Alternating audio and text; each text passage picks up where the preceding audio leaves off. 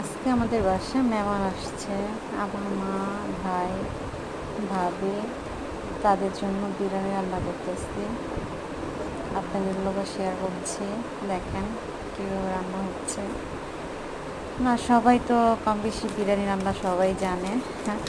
আমি যেভাবে পেরেছি এইভাবে রান্না করতেছি, দেখেন কেমন হচ্ছে।